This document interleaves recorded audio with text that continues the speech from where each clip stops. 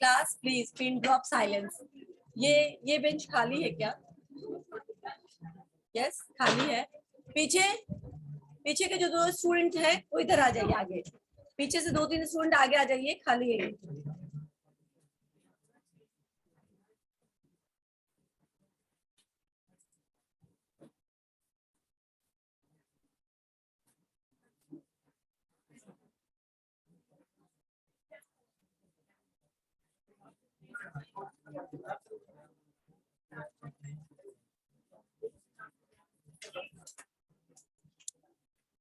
हो रहा है।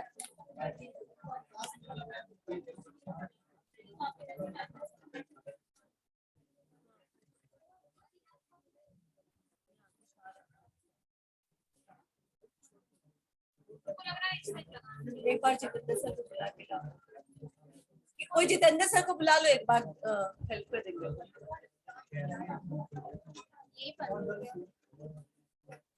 वो हो जाएगा, वो हो जाएगा। क्लास जितेंद्र सर को देख के आओ, या फिर यहाँ पे वो सर होंगे अगर खुर्शीद सर, तो उनको बुलाना।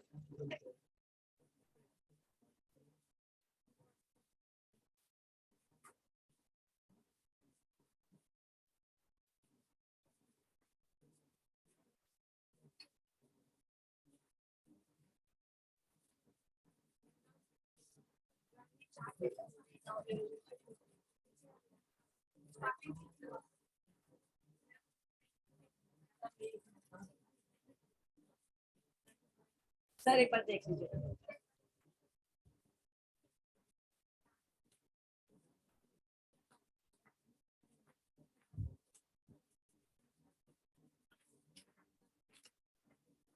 थोड़ा साइड हो जाओ sir.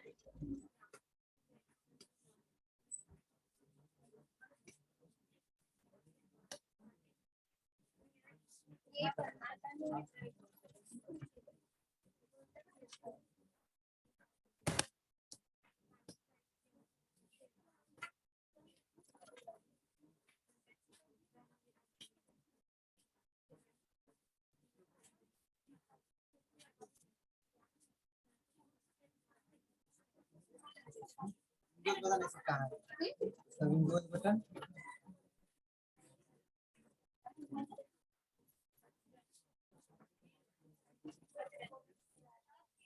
class, you are not supposed to talk anymore.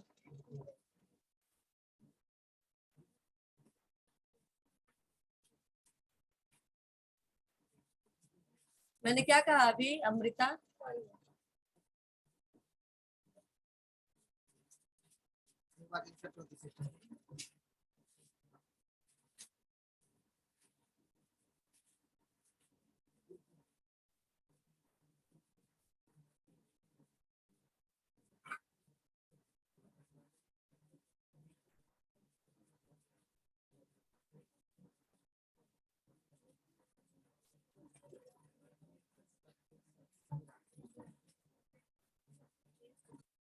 ठीक।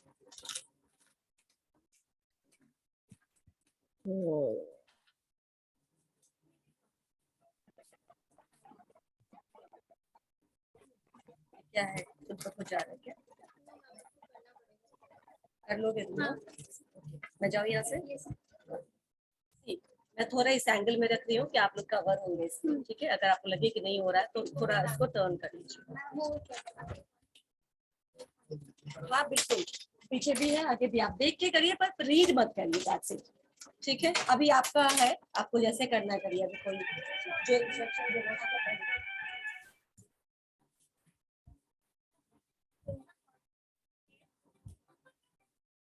एक लाइट बस इधर का ऑफ करो, उधर का ऑन करो। Amrita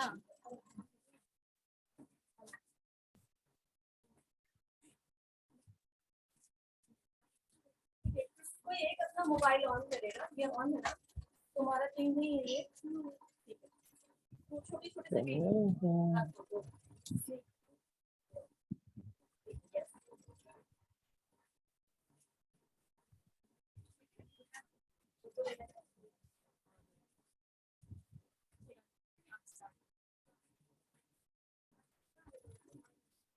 mic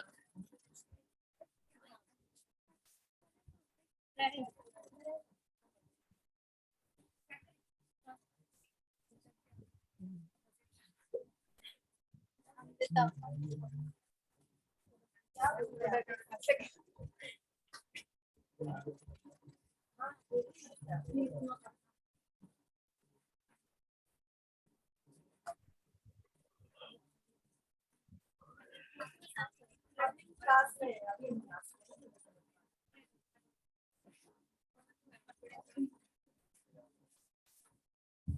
yes start. Okay. Hello and good afternoon everyone. थोड़ा सा उधर हो पीछे को दिखा बात नहीं तुम लोग शांत रहो तो माइक यूज करेगा. Hello and good afternoon everyone. Today we are here to present our presentations on the topic of levels of management and functions of management. So here it's me Amrita. So here my group members Nisha, Vanchika and Ragini. So first of all I explain you what is management and what are the functions of management. So basically management is a set of principles relating to the functions of functions planning, organizing, staffing, directing and controlling. And the application of these principles are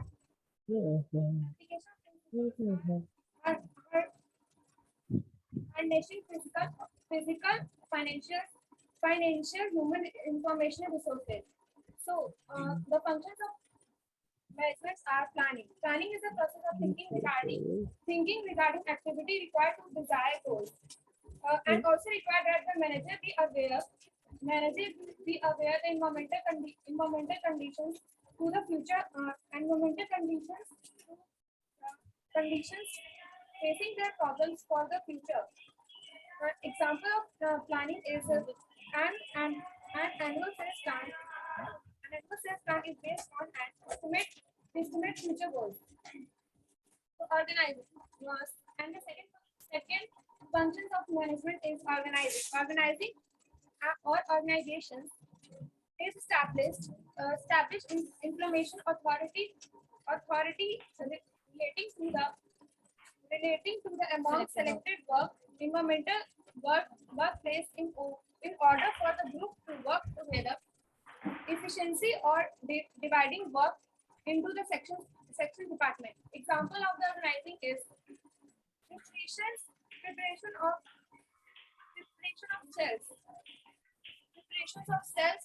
making cells, etc.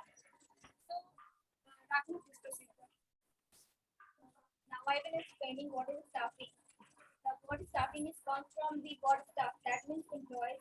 Staffing means finding the right person for the right job, having the right qualification, putting them to the right job and completing the job at the time. There are some steps that complete the staffing. First one is estimating the manpower requirements, then orientation, placement on orientation, selection, recruitment, training and development, compensation, compensation and performance appraisal. Now I will call Nisha to explain directly.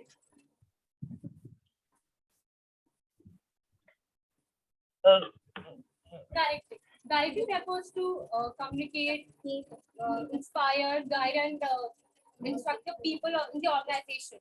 It's directing which initiates the action. It has four functions: supervision, communication, leadership, and coordination. ऊपर लगता balcony में गुलम गई which includes face-to-face balcony में लगता गई subordinates and its supervisors. Communication. It refers to the art of transferring ideas, feelings, facts from one person to another person and making them understand. कुछ खाओ लो खाइए A manager may be highly qualified and skilled, but if he does not possess a good communication skill, his all ability becomes irrelevant. So a manager must communicate his direction effectively to the subordinates to get the work done to get the work done from them properly. Second, leadership. Third, leadership. It refers to that process which influence people in such a manner to make them work done. What they to make.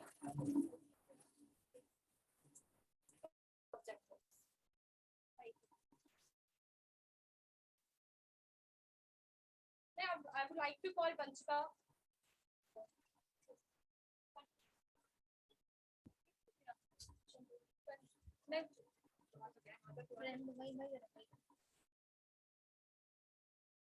Controlling can be defined as a function of making sure that the action of the employees of an organization to direct toward the ultimate of common goal, and the work being performed as the plan by the management. Now to Ragni, continue this. Now I will explaining the levels of management. For levels of management, we can consider that in companies a large number of people are employed and placed at different places to perform different managerial functions. To carry out each function, these employees are given necessary responsibility and authority. This chain of authority and responsibility will result in the chain of levels of management, and then this chain of authority will be divided into 3 levels. The main 3 levels of management are top level, middle level, and lower level.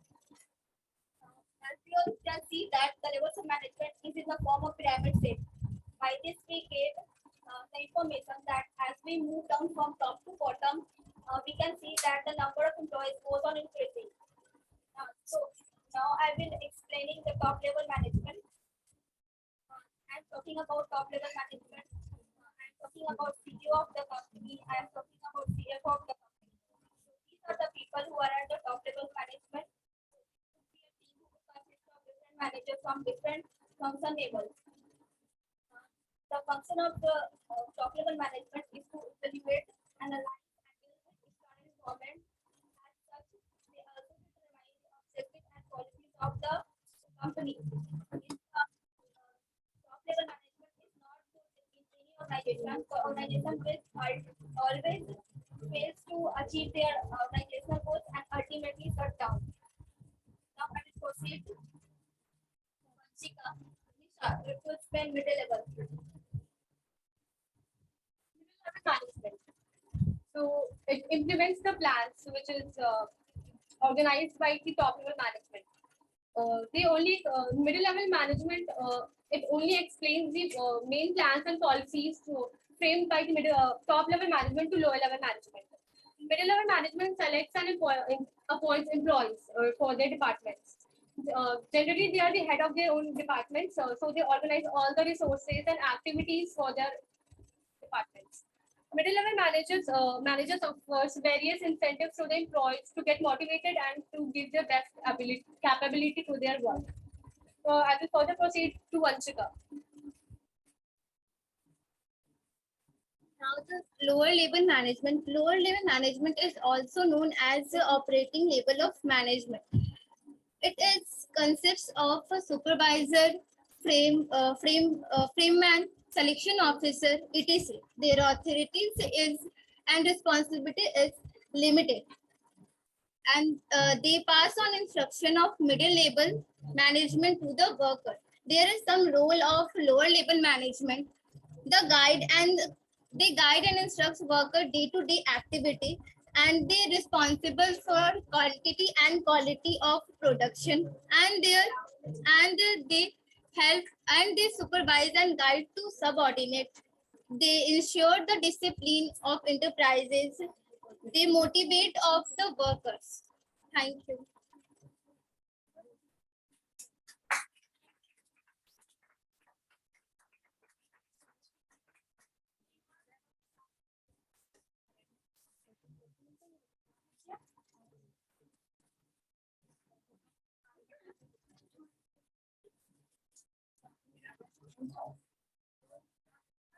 To 257, 48 or 8? 48 or 8? 8. Ragini. Yes, sir. Ma'am,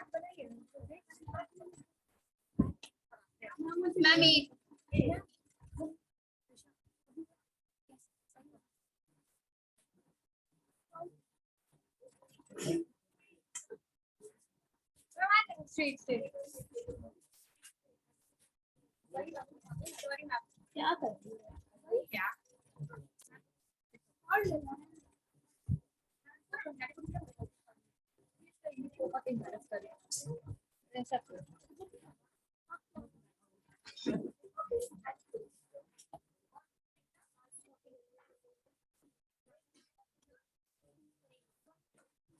आप लोग भी कर लीजिए, यहाँ से share कर देती हूँ।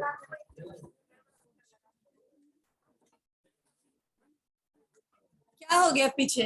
What's the problem? Tell me. बहुत अच्छा तो नहीं है, ठीक ठाक था, ठीक है ना? आप लोग डरने की जरूरत नहीं थी। और एक और बात, पूरे स्क्रीन क्यों कवर कर लेते हो? दो लोग यहाँ, दो लोग वहाँ, जिनको बोलना है दिल भी है, राइट? इस तरह से आपका स्क्रीन दिख पाएगा, आपको वहाँ देखने की जरूरत नहीं है, आप यहाँ देख करके बोल सकते हैं। बीच बीच में अगर आपको हेल्प चाहिए, एक यहाँ खड़े हो जाएंगे, दो लोग वहाँ खड़े हो जाएंगे, स्क्रीन तो खाली रहेगा। स्क्रीन पूरा कवर कर लेंगे तो क्या देखेंगे, राइट? कोई आप लोग भी, हम लोग भी नहीं देख पा रहे थे कि ये स्क्रीन पे है क्या। कभी कभी देख पा रहे थे, मोस्ट ऑफ द टाइम नहीं देख पा रहे थे। तो दो साइड में रहेंगे और जिसको प्रेजेंटेशन देना है वो थोड़ा बीच में आकर के प्रेजेंटेशन देगा। प्रेजेंटेशन का एक रूल है कि आप बिल्कुल आई कांटेक्ट करिए अपने ऑडियंस के साथ, ठीक है ना? यस, फिर से बोलो। याद करके नहीं बोलते, समझ करके। एक्चुअली याद करके बोलेंगे तो भूल जाएंगे, तो बस हो गया, भूल गए, राइट? आप उसको फिर कनेक्ट नहीं कर पाएंगे। अच्छे से तैयारी करके आइए, पॉइंट्स को यहाँ पे लिखिए और उसको फिर एक्सप्लेन करिए। इतने दिनों से तो पढ़ रहे हैं, एक्सप्लेनेशन तो खुद करने आ गया होगा, राइट? नहीं, ओके। नेक्स्ट कौन है? मुझे भेजो। अभी मेरा शायद व्हाट्सएप भी खुला हुआ है तो मैं उसको प्रेजेंट कर सकती हूँ। यस, कौन है नेक्स्ट बैच? कौन है नेक्स्ट ग्रुप? What happened? नाम बताओ। तो क्यों नहीं आ रहे आप लोग? मैं नेक्स्ट तो बोल रही हूँ, नेक्स्ट ग्रुप जो भी है मुझे भेजो अपना जो प्रेजेंटेशन है, मैं उसको। यस, क्या बोल रही हो? रेडी नहीं है? हम यही होता, हम 2 वीक से यही हो रहा, हम एग्जाम तो और कोई है? नहीं है, ठीक है, रहने दो, ठीक है। ये ग्रुप को एटलीस्ट कम से कम हमने अप्रिशिएट करना चाहिए, जस्ट टू एटलीस्ट उन्होंने ओपन किया आपके बैच का प्रेजेंटेशन, शुरू तो हो पाया और इट्स अ गुड ओपनिंग, ठीक है ना? अगर आपने पहली बार प्रेजेंटेशन दिया है तो अच्छा है, अच्छे से किया है आपने। और आप लोग जो नहीं दे रहे हैं वो भी जल्दी जल्दी करके खत्म कर दीजिए इसको, राइट? ओपनिंग अच्छा है। मैं इसलिए बताना चाहूंगी कि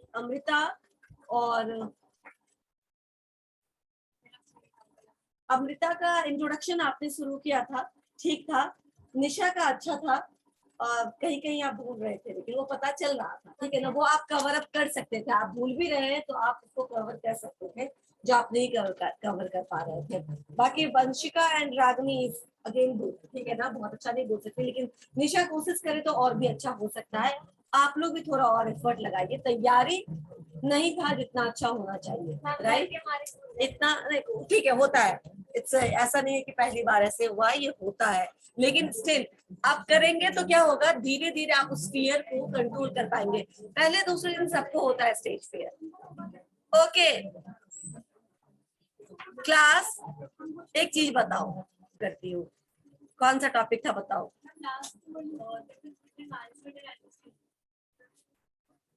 ये तो इंट्रोडक्शन था, ये तो हो चुका है। मैंने इवोल्यूशन शुरू करना है क्या? इवोल्यूशन शुरू करना है क्या अभी? ठीक है। इवोल्यूशन ऑफ मैनेजमेंट मैंने कुछ भी नहीं बताया था। इंट्रोडक्शन मतलब प्री साइंटिफिक एरा।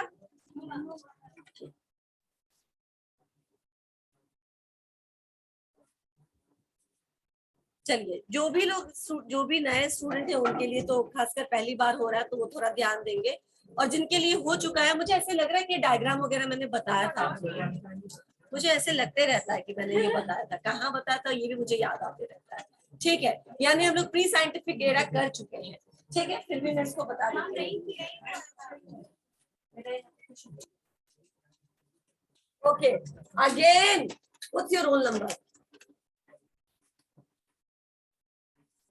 बात क्या करो, अगर वो बात करता तो उसको रोको, ठीक है ना, कि बाद में डिस्कस करेंगे, अभी रुक जाओ। ओके, ठीक है।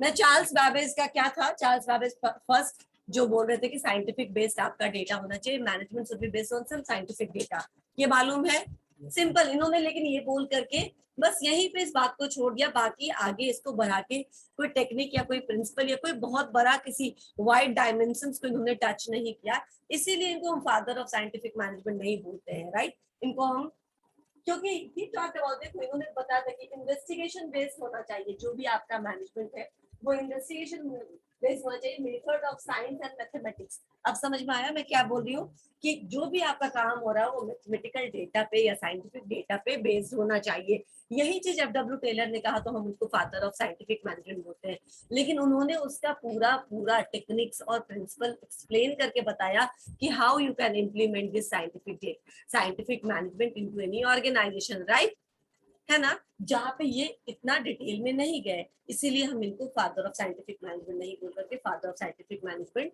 किसको बोलते हैं, एफडब्ल्यू टेलर को। But for the first time he introduce this concept कि ऐसे होना चाहिए। उसके बाद रॉबर्ट अवेंस है, रॉबर्ट अवेंस ने इंग्लैंड में उस समय ट्रेड यूनियन मूवमेंट काफी ज्यादा ऑपरेशंस में था और बहुत ज्यादा प्रमोट किया जा रहा था, तो इन्होंने एम्प्लॉयज के वेलफेयर के बारे में, क्या क्या एम्प्लॉयज को बेनिफिट दिया जा सकता है, किस तरीके से आप वर्कर्स को ट्रीट करें, क्या उनका वर्किंग आवर होना चाहिए, कैसा उनका वीक में 6 डेज के बाद एक ऑफ होना चाहिए, या फिर उनका हाउसिंग फैसिलिटीज कन्वेंस, या आप जो भी ट्रेनिंग वर्कर्स को आप ट्रेनिंग दे सकते हैं, यानी कि ऑल टुगेदर वर्कर्स के प्रोडक्टिविटी को और वर्कर्स के एफर्ट को, एनर्जी को कैसे आप प्रिजर्व करके रख सकते हैं, इस चीज पर इन्होंने ध्यान दिया था। Trade union movement actually workers या एम्प्लॉयज के राइट्स को प्रोटेक्ट करने के लिए ये बनाया गया था, राइट, ट्रेड यूनियन इसीलिए आया था। देन है नेक्स्ट है Henry Robinson town. Henry Robinson town ने कहा था कि इंजीनियरिंग एंड इकोनॉमिक्स दोनों के कॉम्बिनेशन से अच्छा मैनेजमेंट हो सकता है, यानी अगर कोई मैनेजर जो इंजीनियरिंग बैकग्राउंड का है और उसको इकोनॉमिक्स का भी ज्ञान है, तो वो अच्छे से क्या कर सकता है, कंपनीज को रन कर सकता है। इंजीनियरिंग इसलिए क्योंकि मशीन, टूल्स, इक्विपमेंट्स जो भी आपको, सिंस वो टाइम मैकेनाइजेशन का था, पूरा ऑटोमेशन हो रहा था इंडस्ट्री का, मैनुअल का कम रोल था और मशीन द्वारा जो प्रोडक्शन था उसको बढ़ाने पे पूरा फोकस था। इसीलिए आपको पता होना चाहिए कि कौन से टूल्स, कौन से मशीन कहाँ पे बेस्ट यूटिलाइज किए जा सकते हैं। समझ में आया? ठीक है। And then last one is Seebohm Rowntree. इन्होंने क्या बोला था, इन्होंने लेबर इंडस्ट्रियल वेलफेयर के बारे में बात की थी कि कैसे मैनेजमेंट अपने रिसर्च से इंडस्ट्री में लेबर वेलफेयर के बारे में बात कर सकता है, जैसे पार्टिसिपेटिव अप्रोच, जिसमें आप एम्प्लॉय के बारे में सोच सकते हैं। कई तरह के सोशल सिक्योरिटीज है, जैसे कि मेडिकल इंश्योरेंस, ठीक है ना, उसके बाद मैटरनिटी बेनिफिट, और भी बहुत तरह का जो लीव होता है, या फिर जो जिससे आप एम्प्लॉयज के वेलफेयर के बारे में कुछ कर सकते हैं, यानी एम्प्लॉय के बारे में कुछ ज्यादा आप जब कुछ करते हैं सैलरी के अलावा, जब उनको कोई बेनिफिट्स देते हैं, तो कैसे वो उनसे उनका वेलफेयर होता है। इंडस्ट्रियल रिलेशनशिप पर इनका फोकस था, ठीक है। नेक्स्ट है साइंटिफिक मैनेजमेंट। साइंटिफिक मैनेजमेंट में सिंपल है, इन्होंने साइंटिफिक मैनेजमेंट क्या है कि exactly knowing what you need to do and then doing it in the best possible way, right. ये तो साइंटिफिक मैनेजमेंट है। इसको करने के लिए कुछ प्रिंसिपल दिए थे, जैसे कि replacement of rule of thumb by science, या फिर इसको आप बोल सकते हैं no rule of thumb but science, ये भी बोल सकते हैं। यानी जहाँ पे रूल ऑफ थंब का मतलब आप लोग बताइए, ऑनलाइन स्टूडेंट्स आप लोग भी बोल सकते हैं। Yes yes, rule of thumb का मतलब पूछ रही हूँ, अभी तो कुछ नहीं पूछ रही नया, गेस वर्क, ठीक है ना, अजम्पशंस, ठीक है, प्रेडिक्शन, जो आप कुछ कैलकुलेशंस नहीं है बल्कि आप ऐसा नहीं, बिल्कुल नहीं होता रूल ऑफ थंब का मतलब। तुमने किस सेक्शन में पढ़ लिया? रूल ऑफ थंब का मतलब होता है गेस वर्क, प्रेडिक्शन, अजम्पशंस, जो आप प्रेडिक्ट करते हैं, जो आप अनुमान लगाते हैं, उसको बोलते हैं रूल ऑफ थंब, राइट। समझ में आया? तो रूल ऑफ थंब यानी आपके गेसवर्क के बेसिस पे, आपके अजम्पशंस के बेसिस पे काम नहीं होना चाहिए। आपको ऐसा लगता है इसलिए आपने ये किया, ये कोई लॉजिक नहीं हुआ, राइट? इससे वेस्टेज हो सकता है, क्योंकि अगर आपका अनुमान गलत हो गया तो जितनी तैयारी है मैनेजमेंट की सब वेस्ट हो जाएगी। इसीलिए there should be some scientific data, जो मैं आपको बोलती हूँ प्रोडक्शन से पहले या किसी भी काम से पहले यू कम विद फर्स्ट कि आप पर यूनिट निकालते हैं कि पर यूनिट कितना खर्चा होगा या पर यूनिट कितना आपको रिसोर्सेज लगने वाला, और उसके हिसाब से अगर आप 1000 यूनिट प्रोड्यूस करने वाले हैं तो you can give the estimate, right? आसानी से दे सकते हैं ना कि 1 यूनिट में इतना खर्चा होना है तो 100 यूनिट में कितना या 1000 यूनिट में कितना, आसानी से कैलकुलेट करके आप बता देंगे। तो ऐसा कोई कैलकुलेटिव वे होना चाहिए, डेटा होना चाहिए जिसके बेसिस पे आप कुछ भी रिसोर्सेज या ह्यूमन रिसोर्सेज या मनी कुछ भी डिमांड करते हैं, they should be supported with logical data, scientific data. ठीक है, क्लियर हुआ? क्लास में सबसे पूछूं, क्लियर हुआ ये पॉइंट? नहीं हुआ तो पूछो। रूल ऑफ थंब, ये replacement of rule of thumb with science या no rule of thumb with science क्या है? पूछिए। नहीं समझ में आया अभी भी तो, क्योंकि रिवीजन करवा रही हूं मैं। यस, कोई डाउट नहीं है या सिर्फ डाउट ही है? यस और नो कुछ तो बोलो। नो डाउट, क्लियर है? रूल ऑफ थंब का मतलब कोई भी कुछ भी प्रेडिक्शंस या assumptions के बेसिस पे नहीं करना, there should be some scientific data जिसके बेसिस पे आप वो काम करेंगे। क्लियर हुआ? क्लियर है? नेक्स्ट है scientific selection and training of what is the next principle of FW Taylor scientific management. Scientific selection and training क्या है, कौन बताएगा? सिंपल है ये, साइंटिफिक सिलेक्शन एंड ट्रेनिंग कौन बताएगा? यस, कोई नहीं? इस पॉइंट को कोई एक्सप्लेन नहीं कर सकता? साइंटिफिक सिलेक्शन यानी कि आपके एक्सपीरियंस, आपके बैकग्राउंड, आपके क्वालिफिकेशन, आपके एलिजिबिलिटी के बेसिस पर आपको उस काम के लिए चुना जाता है जिसका आपको ऑलरेडी क्या है, आपने कोई डिग्री लिया हुआ है, आपका क्वालिफिकेशन वैसा है, या आपने काम किया हुआ है। आपके एक्सपीरियंस, आपके क्वालिफिकेशन के बेसिस पे आपको उसी काम के लिए चुनते हैं जिसका आपको ऑलरेडी एक्सपोजर है, यानी जो आप अच्छे से कर सकते हैं। वो साइंटिफिक सिलेक्शन हुआ यहाँ पे लग रहा है आपको कि साइंटिफिक सिलेक्शन, अदरवाइज किसी को कहीं से भी उठाओ और कहीं पे भी डाल दो, that is completely illogical, right? तो साइंटिफिक सिलेक्शन होता है कि उस पर्सन को उसी काम के लिए चुनना चाहिए जिस काम को करने के लिए या तो उसके पास क्वालिफिकेशन है, डिग्री है या एक्सपीरियंस है, राइट? ताकि वो वहां पे अच्छे से काम कर सके। एंड देन ट्रेनिंग, यानी सिर्फ इतना करने से तो थोड़ी देर का प्रॉब्लम सॉल्व होगा, लेकिन धीरे धीरे क्या होगा, उस क्षेत्र में भी टेक्नोलॉजी आएगी या काम करने का नया तरीका होगा। तो जब आप टाइम टू टाइम ट्रेनिंग देते रहेंगे तो क्या होगा, जो अपग्रेड होते जाएगी और वो कभी भी ऑब्सोलीट नहीं होगा। ऑब्सोलीट का मतलब होता है आउट ऑफ फैशन, यानी कभी भी वो अपने काम को करने में ऐसा नहीं होगा कि अब उसको काम नहीं आता। तो एग्जाम्पल देखो कि पहले हम लोग पीएसआई का चुनाव मैनुअल होता था, मैनुअल ऑफिस में जाकर के जमा देगा, उसके बाद वो ऑनलाइन होने लगा। ऑनलाइन जब ये ट्रांजिशन पीरियड था तो 3-4 महीने का टाइम दिया जाता है हर एक ऑर्गेनाइजेशन को, अभी आप ऑनलाइन भी जमा कर सकते हो या मैनुअल भी जमा कर सकते हो, राइट? मैनुअल मतलब हाथ से जो जमा करने का।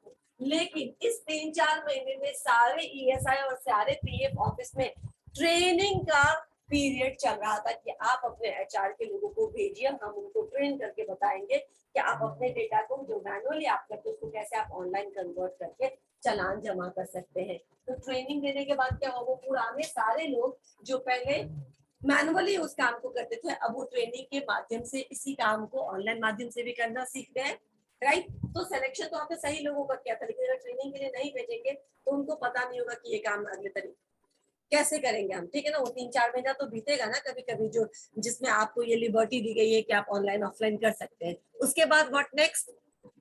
तो उसके लिए क्या है, ट्रेनिंग है। ट्रेनिंग दे दो ताकि वो कभी बेकार ना हो, ठीक है ना? उसको जो काम आता है वो किसी भी टेक्नोलॉजी को यूज करके उस काम को कर सके। क्लियर? समझ में आया? तो ये वो scientific selection and training. Then cooperation. Cooperation मतलब cooperation between management and employ, जिससे मेंटल रिवॉल्यूशन टेक्निक बाद में रिलेटेड है। मेंटल रिवॉल्यूशन का मतलब होता है मेंटल एक्सेप्टेंस, कि हम दोनों क्या है, हम दोनों यानी कि मैनेजमेंट एंड एम्प्लॉइज क्या है, एक दूसरे के लिए कैसा होना चाहिए, कॉर्डियल होना चाहिए। कॉर्डियल का मतलब फ्रेंडली, राइट, फ्रेंडली होना चाहिए, ना कि कॉन्फ्लिक्टिंग होना चाहिए जहाँ पे समय समय पे सॉरी स्ट्राइक हो जाता है या लॉकआउट हो जाता है, ऐसा नहीं होना चाहिए। तो कोऑपरेशन मतलब stop clash between the labor and the management and start cooperation, right, क्योंकि आप दोनों एक दूसरे के लिए एक जैसे इम्पोर्टेंट। समझ में आया, क्लियर हुआ cooperation? And then next है division of work and division of responsibility. Division of work responsibility you know क्या है? I think you know, लेकिन आप let me know you know or don't know.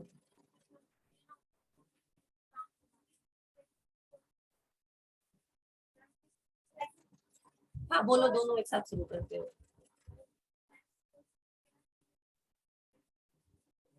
सबसे पहले काम को डिवाइड करेंगे सिंपलर एलिमेंट में, और वो छोटा छोटा पार्ट जो है काम का वो वैसे ग्रुप को देंगे जो उस काम को अच्छे से कर सके।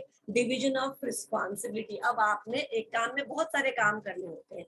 एक किसी भी काम को कंप्लीट करने के लिए मल्टीपल टास्क होते हैं जो करने होते हैं। जैसे तुम लोगों ने अभी प्रेजेंटेशन दिया, बहुत काम करने को था, डेटा कलेक्ट करने को, डायग्राम कहाँ से लाए, इमेज कौन सा लगाए कौन सा नहीं लगाए, पीपीटी बनाए, और फिर इस पीपीटी को डिवाइड करो कि कौन कौन सा पार्ट प्रेजेंट करेगा। डिवाइड किया आपने तो क्या हुआ, ये सारा काम एक को करना होता तो शायद ज्यादा आसान हो जाता है यहाँ पे, क्योंकि प्रॉब्लम कोऑर्डिनेशन का हो रहा है आपके टीम में, हो रहा है टीम का कोऑर्डिनेशन में प्रॉब्लम हो रहा है ना। यही तो टीम वर्क में चैलेंज है कि how will you coordinate, right. जब तक आप कोऑर्डिनेट नहीं करना सीखेंगे आप टीम का इंपॉर्टेंस नहीं समझेंगे, राइट। तो कोऑर्डिनेट करके आप कैसे एक छोटे छोटे काम को डिफरेंट ग्रुप मेंबर्स के बीच में बांटते हैं। क्या हो गया, एनी डाउट? हाँ, वहां आसपास में किसी को भी कुछ प्रॉब्लम है? तो डिवीजन ऑफ वर्क या रिस्पॉन्सिबिलिटी का मतलब है कि काम को पहले डिवाइड करके आप पर्टिकुलर इंडिविजुअल को या ग्रुप को उस काम को पूरा करने के लिए रिस्पॉन्सिबल बनाते हो, राइट, सो दैट वो काम पूरा कलेक्टिव एफर्ट से कंप्लीट किया जा सके, राइट। मैक्सिमम आउटपुट के लिए एक बहुत जरूरी है कि आप कॉन्टिन्यूअस आप क्या करिए, प्रोडक्शन होता रहे, क्योंकि आप कभी करेंगे और फिर रोक देंगे तो ना लेबर ऑप्टिमली यूटिलाइज होगा, ना मशीन ऑप्टिमली यूटिलाइज होगा। ऑप्टिमल मतलब बेस्ट, जहाँ पे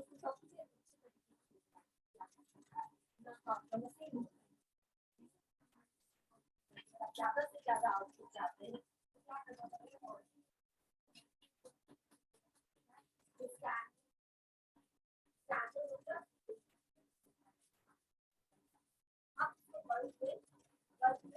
कर सकते हैं, और जब बल्क आप प्रोड्यूस करेंगे तो आपको कम लागत में अधिक क्या होगा, आउटपुट आपका बनेगा, और अधिक आउटपुट बनेगा तो आप उसको प्राइस बहुत ज्यादा हाइक किए बिना भी प्रॉफिट आप उसके वॉल्यूम पे, ठीक है ना।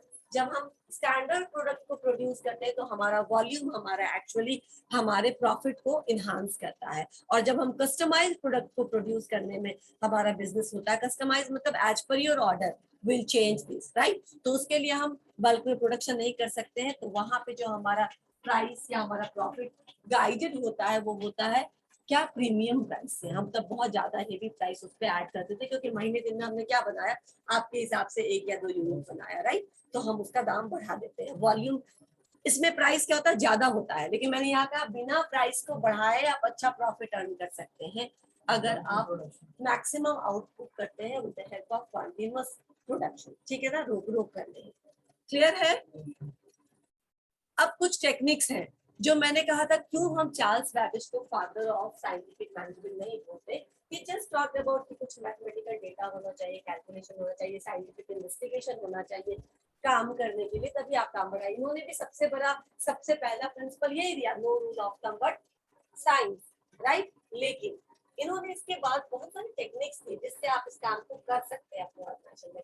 तो पहला फंक्शनल फोरमैनशिप, यानी कि जो आदमी जिस काम का एक्सपर्ट है वो उसी काम को करे, राइट। क्योंकि अगर उसने वो काम नहीं किया, अगर वो किसी और आदमी को मिल गया तो क्या होगा, वो बहुत अच्छा नहीं कर पाएगा। क्लियर हुआ? वो बहुत अच्छा नहीं कर पाएगा, इसीलिए उसको कौन सा काम मिलना चाहिए, जिस काम में वो ऑलरेडी उसकी एक्सपर्टाइज है। अब यहाँ पे इन्होंने कहा उस समय 4 दो इंपॉर्टेंट डिपार्टमेंट्स मैंने हमेशा बताया है कि दो इंपॉर्टेंट डिपार्टमेंट, जो सबसे ज्यादा इंपॉर्टेंट डिपार्टमेंट था वो क्या क्या था? Planning and production, right. सीधा डिपार्टमेंट की बात कर रहे हैं। तो प्लानिंग डिपार्टमेंट में 4 अलग एक्सपर्ट्स एंड प्रोडक्शन या ऑपरेशन डिपार्टमेंट में मैंने क्या बोला कि प्रोडक्शन या ऑपरेशन यानी दोनों एक है, राइट। इसमें 4 अलग एक्सपर्ट थे जिनका नाम क्या था प्लानिंग डिपार्टमेंट में? Route plan, construction charter, cost and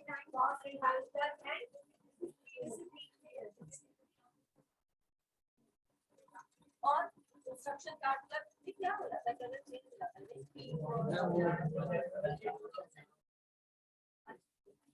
ठीक है, सुनो उसको छोड़ दो, तुम्हारे पास पब्लिक कोर्स है, आप सुनो। कंस्ट्रक्शन चार्टर को काम को कैसे करना है, सारे इंस्ट्रक्शन ऑपरेशन डिपार्टमेंट कितना टाइम में ये काम खत्म कर देना और कॉस्ट लगने में कितना बजट इसके लिए हम सैंक्शन कर सकते हैं, राइट। तो ये एक्टर से बजट एंड टाइम को एलोकेट करते हैं। देन फाइनली डिसिप्लिन ऑफिसर जो डिसिप्लिन मेंटेन करता है ताकि इन सबऑर्डिनेशन नहीं हो। सीनियर अगर कुछ काम बोल रहा है तो आप उस काम को कैसे करेंगे। क्लियर हो रहा है? नेक्स्ट है scientific study of work. Functional foremanship एक टेक्निक है, ठीक है ना, कैसे साइंटिफिक मैनेजमेंट का। Second one is scientific study of work. मतलब अब देखो मैं भी क्या कर रही हूँ, कैसे प्रेजेंटेशन ही दे रही हूँ, राइट। ठीक है, थोड़ा सा हमारे और आपके में एक्सपीरियंस का अंतर है तो मैं घूमते टहलते दे देती हूँ, ये थोड़ा धीरे धीरे आएगा आप लोगों में, लेकिन मैं पढ़ नहीं रही हूँ, ठीक है। और ऐसा भी नहीं है कि मुझे सारे पॉइंट्स याद होंगे, हो सकता है 4 के बाद में एक पॉइंट स्किप कर जाऊं, ठीक है ना, या फिर याद करके बोलूं। तो थिंग है कि सिर्फ पॉइंट आपको देखना है, एक्सप्लेनेशन आपको मालूम होना चाहिए। जब इतने तैयार होंगे ना कि पॉइंट्स आप, ठीक है ना, 10-12 पॉइंट है, आपको 5 पॉइंट याद है, 7 पॉइंट है, कुछ एक याद देखने से याद आ जाता है, राइट, या दिमाग से निकल गया। तो आप इसीलिए पीपीटी बनाते हैं जहाँ पे आप इंपॉर्टेंट पॉइंट्स को लिखते हैं एंड देन एक्सप्लेन खुद करते हैं, ठीक है। यही होना चाहिए पीपीटी प्रेजेंटेशन में। अब मैं कितनी बार यहाँ देख के अगर पढ़ाऊं तो तुम लोग सो जाओगे या बातचीत करने लगे लोगे या फिर चले जाओ क्लास में, कुछ पढ़ाई नहीं होगा, क्या पढ़ाई से तो अच्छा खुद ही पढ़ लेंगे। समझ में आ रहा है? यस। तो आई कांटेक्ट बहुत जरूरी है, क्वेश्चन पूछना बहुत जरूरी है अपने ऑडियंस से, ऑडियंस यानी जो आपका श्रोता है उससे रिलेट करना बहुत जरूरी है ताकि वो शांत रहे, ठीक है। नहीं भी समझ में आ रहा है तो okay. Scientific study of work में क्या करते हैं आप? काम का साइंटिफिक स्टडी वो कैसे हो सकता है? When you study 4 things about any task. क्या क्या? Motion study, method study, time study, method study.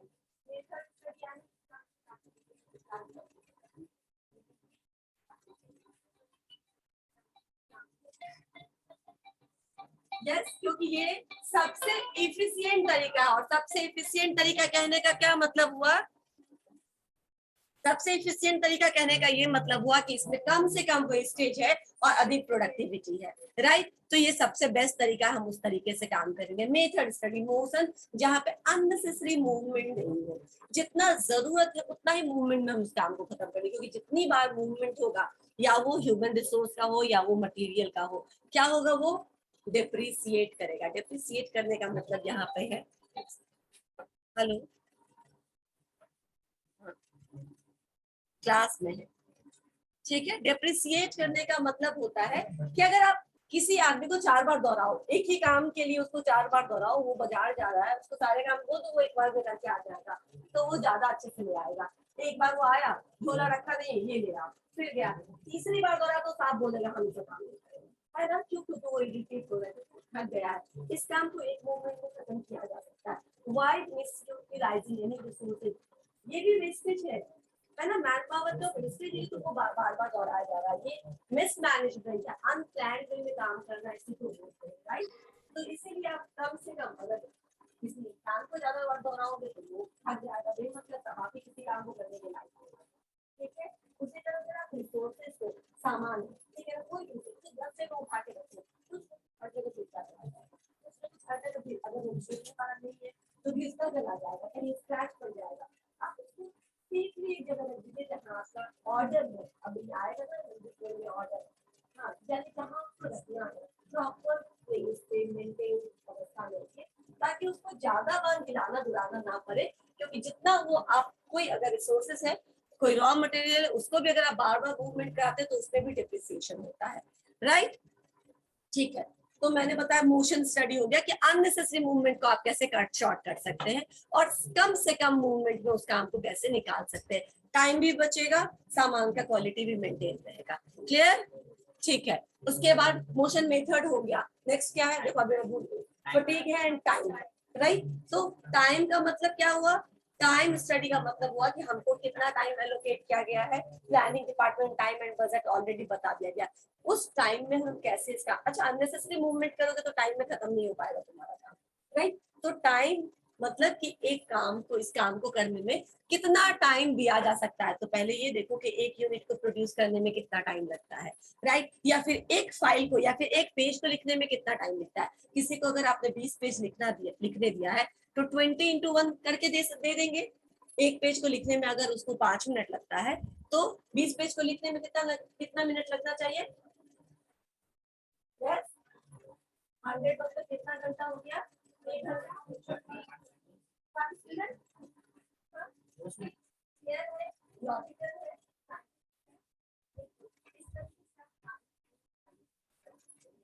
एक यूनिट बनाने में इतना टाइम लगता है तो 1000 यूनिट बनाने में इतना टाइम लगता है, डिफाइन कर सकते हैं। एक मोशन को कंप्लीट करने में इतना टाइम लगता है तो 4 बार इसको रिपीट कराने में इतना टाइम लगेगा। You can allocate the average time for per functions, right? And fatigue मतलब थकान, यानी कि कितने देर के बाद कोई भी व्यक्ति क्लास लेते लेते थक जाएगा, राइट। ठीक है ना, शांत कराते कराते इरिटेट हो जाएगा, राइट। उसके बाद वो खुद चिल्लाने लगेगा शांत कराने के बदले। समझ में आया? फटीग स्टडी का मतलब होता है कि एक काम को करने में ह्यूमन रिसोर्सेज कितनी लगातार काम करना थक जाएगा, दूसरे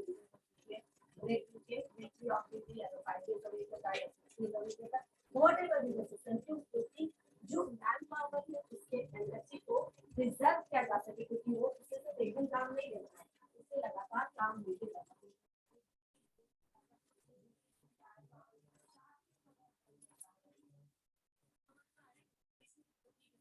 कितना उनको इंटरवल देना है, कितनी देनी है, कितना ब्रेक देना है, ये सब इसमें डिसाइड होता है।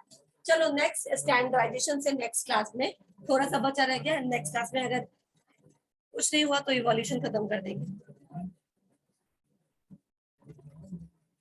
ठीक है, आप लोग बिल्कुल शांत रहिएगा, मैं अटेंडेंस ले लेती हूँ।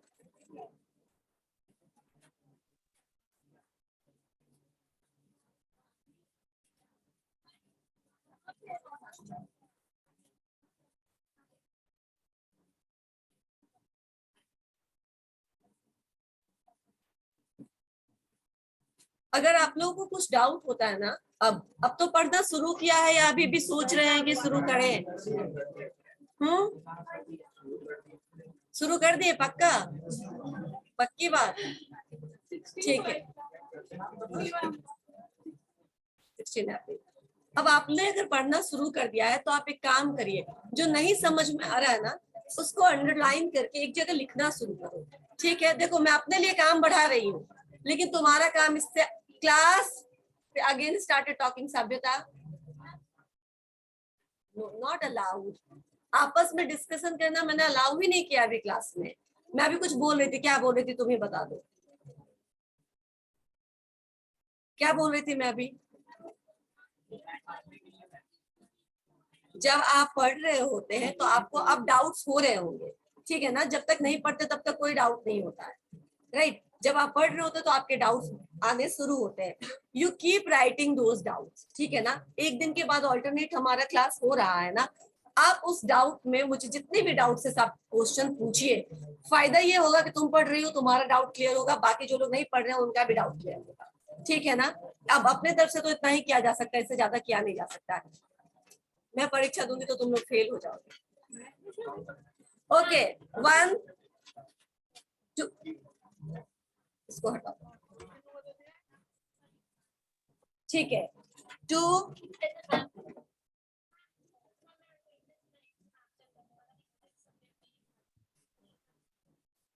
सब्जेक्ट का मैं कैसे चेक कर सकती हूँ? मेरे में नहीं है, आपसे मेरे में है। 10 में 8 दिन प्रेजेंट है। 8 एक तुम्हारा 11th को है, 11th फ्राइडे।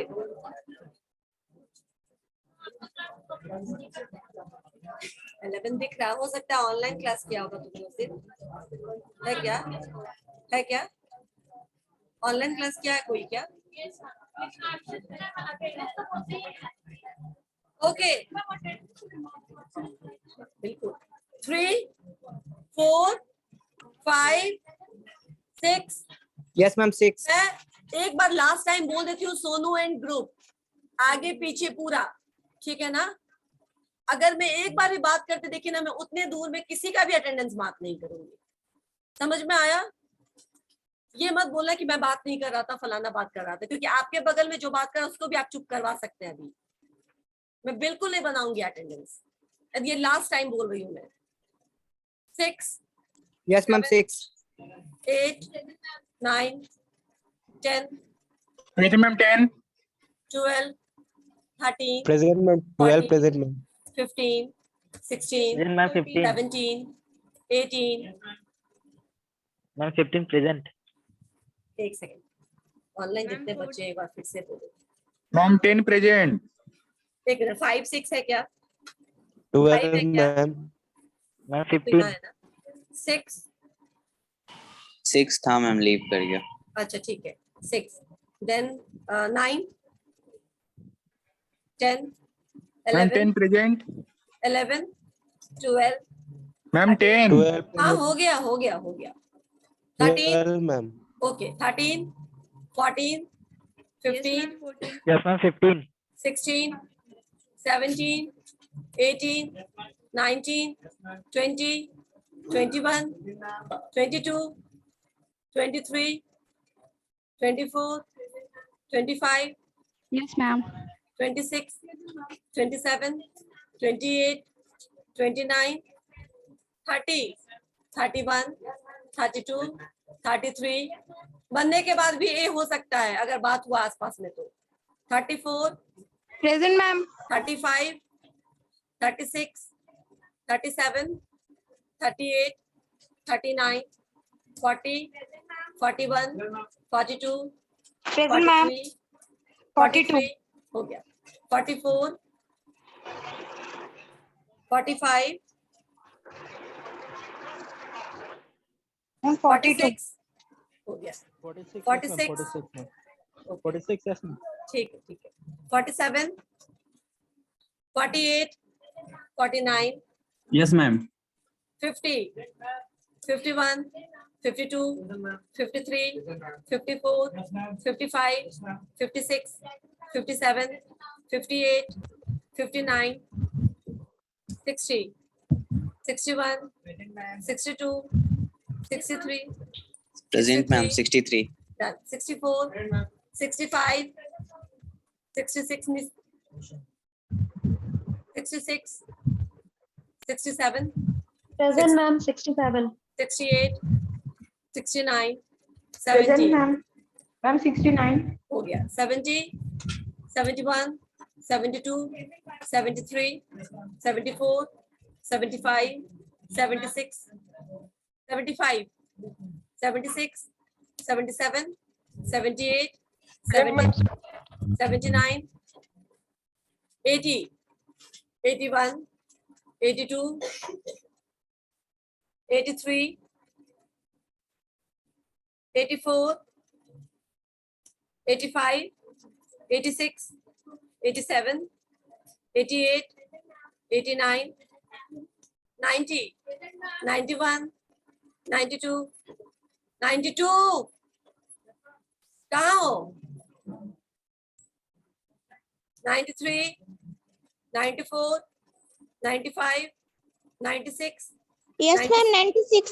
97 98 99 100 101 yes ma'am.